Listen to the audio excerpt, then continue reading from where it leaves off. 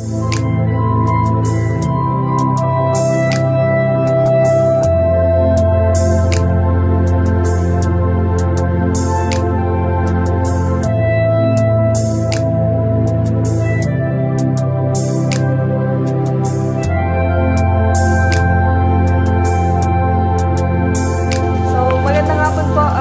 sir, ano pong pangalan niyo? I'm Brother Pablo. So, bali kayo, sir, ano po kayo? Parang historiador din po kayo dito? Actually, hindi ako historiador. Kasi ito ay ina-apply nga na Shrine Hood Committee na commission. Noong kami ay siguro way back 2018, 13, gano'n. Shrine Hood Committee ako. Nasa research committee. Ngayon po, saan po kayo kabilang ngayon? President ako ngayon ng Confraternity of St. Joseph. Tapos, isa sa mga nagtutour guide din ako. Ano pong alam niyo about sa history ng simbahan po? Itong simbahan namin nag-start actually, itong bayan ng Los Baños, nag-start as barangay lang ng bayan ng Bae. Yung barangay na yon ay ang tawag, Barrio Mainit. Bakit mainit? Kasi yung tubig dito mainit. Kaya Barrio Mainit. So dumating dito si San Pedro Bautista ng 1590s. Si San Pedro Bautista, ayan siya. Paring misyonero siya from Spain. Tapos yung tubig dito sa Los Baños, pinag-aralan niya. At natuklasan niya na may mga medicinal values. So yung tubig ng Los Baños ay tinawag niyang Agua Santa, means holy water. So yung holy water na yon ay idinikit sa mahal na Birhen. Kaya itong aming patrona ay naging Nuestra Señora de Agua Santa. Pero the image itself is Immaculate Conception. Nagpatayo siya dito ng ospital at saka ng simbahan. So, nung dumadami na yung tao dito sa Los Baños, kasi madami napunta sa ospital, yung iba dito na tumitira, ibinukod siya sa bayan ng Bae. Ginawa siyang Los Baños na ang ibig sabihin ay ang paliguan. Paliguan ng mainit na tubig na pinaniniwala ang Agua Santa o Holy Water. Kaya yung makikita nyo dito na spring, galing yan sa ilalim ng bulkan. Yan ay volcanic water. Dahil yung hot springs dito ay merong sulfur content. Kaya may sulfur content siya, nakakagaling siya dun sa mga sakit-sakit sa balat. Mga buni, eczema, mga gano'n. Nakakagaling talaga siya. Inihiwalay siya dito, nagpatayo ang San Pedro Bautista ng ospital at saka ng simbahan. So kung makikita niyo yung image ni Mama Mary, nasa gitna, ito siya. Dinala siya ni San Pedro Bautista dito sometime in 1612. Itong simbahan namin at saka yung Mama Mary, mas matanda pa sa bayan ng Los Baños. Kasi ang bayan ng Los Baños ay 1615 lang itinatag. So, mas matanda siya ng ilang taon. Yun ang maiksing kasaysayan ng aming parokya. Medyo confusing yung... Hindi, wala dito eh. Nando sa Spanish na version nito. Kasi nakalagay doon, itinatag ang Los Baños 1640. Pero ang dineclare ng munisipyo kasi 1615. Kaya sabi namin, saan kinuha yung 1615? 1640 yung nakalagay din sa history na isinulat ni Father Felix de la Huerta. Siya kasi yung pari na na-assign dito sa Laguna. Tapos halos lahat ng churches na nandito, siya yung gumawa ng history. Kaso hindi na namin mabago ng tuluyan yung dineclare nilang history kasi nag-celebrate na ng 400 years ang munisipyo ng Los Baños. So, hindi ko na alam ngayon kung anong action ng parish priest namin about dun sa sinasabi dun sa history ng Franciscan Archives na 1640 idineklara yung bayan ng Los Baños bilang bayan. So, yung aming parokya ngayon ay, dahil madami nga dumadayo dito, ina-apply siyang maging diocesan shrine. Pag sinabi siyang diocesan shrine, ito ay dambana kung saan nagtitipo ng mga tao para manalangin at mamintuho sa mahal na Birhen Maria. So, sa tingin niyo po ba, yung pangalan pong Los Baños, ma-relate po ba sa simbahan po na ito? Oo, kasi si Los Baños, kahit natuloy yung sinabi mo kanina, Los Baños, ibig sabihin na ang paliguan.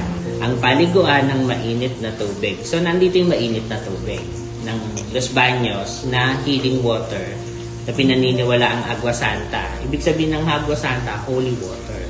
So, yung patroness namin na La Purísima Concepcion de la Inmaculada, idinikit doon yung title na Nuestra Señora de las Aguas Santas. Ibig sabihin, Our Lady of the Holy Waters of Los Baños. Pwede po sir, malaki po ang significance po ng simbahan na ito. Dahil Oo, kasi isa ding, base sa history namin, ginawa din siyang garrison ng mga Hapon noong World War II. Actually, meron kaming isang great miracle ni Mama Mary. Noong recorded to dun sa isang history book namin na ipinasa namin sa diocese. 1940s, di may gera. May mga kalalakihang babarilin ng mga Hapon dun sa part dun sa, hindi nyo na alam yun basta dito lang sa Los Baños. So may nagpahabol ng magandang babae dun sa Hapon. Tapos di naabutan nila, di ba? Palibasa itong mga Hapon yung mga rapist. Kaya di, ayun, gusto nga niyang gahasain yung birhen. Tapos pumasok siya doon sa simbahan, dito sa simbahan. Di, naiinis yung Hapon, gusto niya sunugin yung simbahan. Tapos nagpakita yung si Mama Mary sa kanya. Hindi pa niya kilala na si Mama Mary yun. Sabi, huwag mo sunugin yung simbahan ko. Ako si Maria San, bahay ko to. Tapos, after ng liberation, bumalik si Japanese soldier. Actually, patay na yung nakakita yung dalawa sa caretaker nito, si Lola Memeng Cloud at saka si Presentacion Galano. Hindi ko siya kilala pero si Lola Memeng, naabutan ko siya. Tsaka si Lola na rin, naabutan ko sila noon. Na yun nga, kinukwento nila. Bumalik yung Hapon, tapos hinahanap, where's Maria San? Where's my beautiful lady? Pumunta sila kay Father Daite, yung dating parish priest. Ay, eto may hinahanap. Usapin nyo English. Hindi ka marunong English. Di tinanong nga, nasan yung si beautiful lady ko nga. Katatapos lang na ng piyesta. So, yung image na nasa gitna, nagpapahinga siya. Yung parang ginagawa ng Nazareno sa Quiapo. Pagkatapos ng prosesyon. So, nagpapahinga yung image sa sacristy. Ang nakalagay yung isang Mama Mary namin na may sarili ding history kung bakit nandito siya. Yun ang pinakita. This one? No, not that one. Sabing ganun. Nung Hapon. Tapos nung pinakita yung matandang birhen o yung si Agua Santa, this one, ayun, naglumuhod na siya, nagtirik siya ng yung incense. Tapos, yun pala, nag-aral siya ng Tagalog. Sabi niya, patawarin mo ako. Ako yung sundalong susunog sa bahay mo.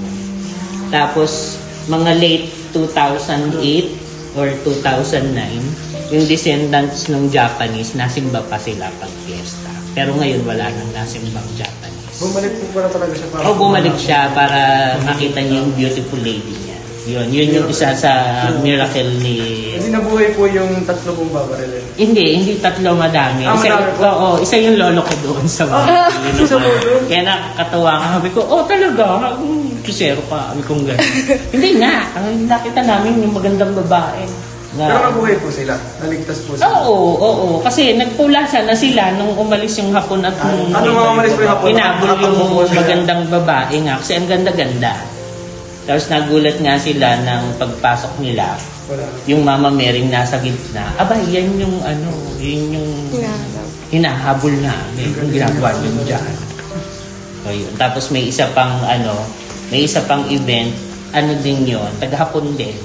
Kasi itong si Mama Mary, sa pagmamahal ng mga taga Los Baños, dadalhin siya sa Kalamba, yung image, para mabigyan ng protection yung image, para hindi masira. Kasi binomba-bomba to ng Hapon itong Los Baños.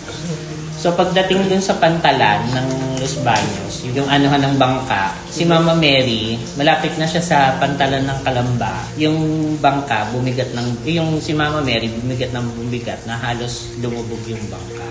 So, ibinalik nila ng Los Baños si Mama. Kasi ayaw niya umalis. Ayaw umalis sa Los Baños. Dito talaga siya. Oo. Yun, isa yun sa mga 5 kasi yung miracle niya na great recorded miracle ni Mama Mary. Yung kay Maria San, yung sa bangka, yung pagbigat. Kasi nung way back 2008, ipoprosesyon siya, hindi siya mabuhat. 15 tao na yung nabuhat. May naputulan pa ng daliri. Kasi bumagsak siya, humampas yung mukha niya dun sa design ng altar. So, akala namin mapipingas yung ilong. Ang nangyari lang, natanggal lang yung pilik mata niya. Pero yung ilong ang humampas dun sa marble na. Wala pong kahit anong Walang kahit anong gasgas. Tapos ay nilipat siya dito sa likod kasi parang hindi niya bet na nasa altar. Kasi may picture kami nun, yung lola ko kasi nagtatago nung picture na meron siyang picture na nakangiti tsaka nakasimango ang itsura. Diba, paano sisimango? Yung kahoy na po. Tapos, yun, hindi na siya ibinaba uli for procession. Yung batang birhen na namin. Kumbaga, ang tawag kasi namin dito kay Agua Santa, matandang birhen. Kaya siya matandang birhen, meron siyang tapak na dragon at wand. Yung dragon at wand, mababasa niyo siya sa Revelation chapter 12, yung the woman and the dragon. Sa book, sa Bible, yun yung depiction ng kanyang image. So yung batang birhen, palibasa may tapak-tapak na ahas na may apple. Kinuha naman siya dun sa idea ng Genesis. Yung si Eva na tinukso ng ahas. Eh si Mama Mary kasi yung sinasabi sa Biblia na bagong Eva na magliligtas sa mundo. Kasi isisilang niya si Jesus Christ.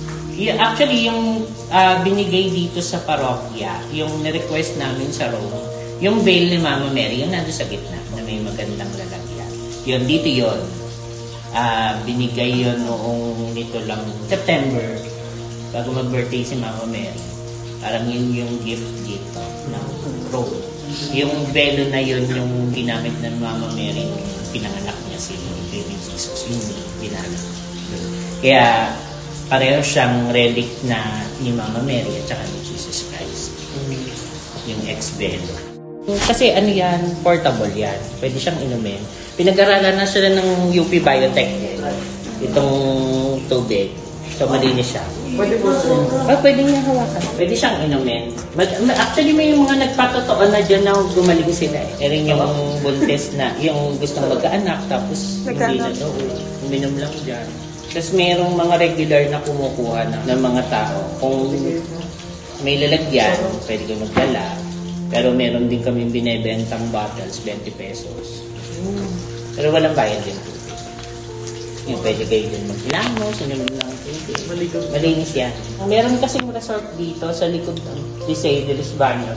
Yung Lakeview, nandun yung mismong kanal na hinukay ni San Pedro Bautista. Yun talagang umuusok yung. Ay tapos may isang trivia. Sino sa Señora de Agua Santas kasi ay dalawa lang siya sa buong mundo ng title na Nuestra Señora de Agua Santas. Nag-iisa dito sa Los Baños, Laguna, Philippines. Yung isa sa El Baños, Ecuador. Magkatunog pa. Oo, parang banyo. Kaso doon, yung image nila hindi Immaculate Conception, Our Lady of the Most Holy Rosary. Actually, si Mama Mary din naman yun. Pero yung title kasi ni Mama Mary, magkaiba.